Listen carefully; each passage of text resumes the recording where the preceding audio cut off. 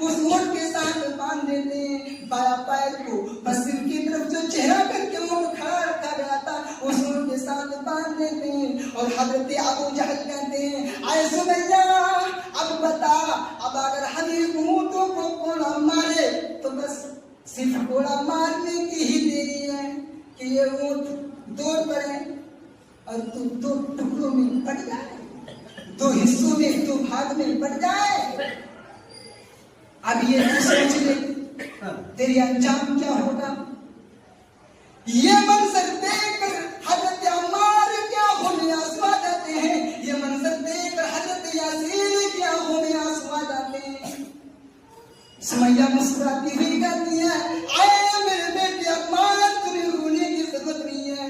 आए मेरे सफर, आए मेरे सरताज यासीर, तुम्हें रोने की जरूरत नहीं है, क्योंकि हमें जन्नत की वो खुशबू, अल्लाह की कसम हमें वो जन्नत की खुशबू मिल रही है और हमें वो जन्नत की नेमत दिख रही है।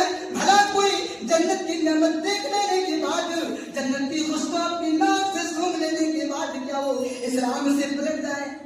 नहीं, ऐसा हो ही नहीं सकता है। आए अबू जहल, तुम्हें जो करना हो कर ले, मैं इस्लाम से नहीं पलटूंगी, मैं इस्लाम से नहीं पलटूंगी, मैं इस्लाम से नहीं पलटूंगी। क्या ये जज्बा हमारी माएं नहीं पैदा कर सकती है? जिस तरीके से हजरत सुमैया ने पैदा की थी, जरूर पैदा कर सकती है। हजरत सुमैया कहती है, आया अबू जहल, तुम इस ऊँटों को मारने में, इन ऊँटों को कोड़ा मारने में देरी ना करो, इन ऊँटों को जल्दी कोड़ा मारो, क्योंकि जितनी देर तुम इन ऊँटों को मारने में करोगे उतनी देर हमें जन्नत जाने में लग रही है। जी मना रही है कौन? हजरत सुमैया। हजरत सुमैया कहती है, आया अबू जहल, तुम इन ऊँटों को मारने में अब ताखिर ना करो, इन ऊँटों को मारने में अब देरी ना करो, बल्कि इन ऊँटों को तुम जल्दी मारो। अबू जहल को गुस्सा दिला दिया।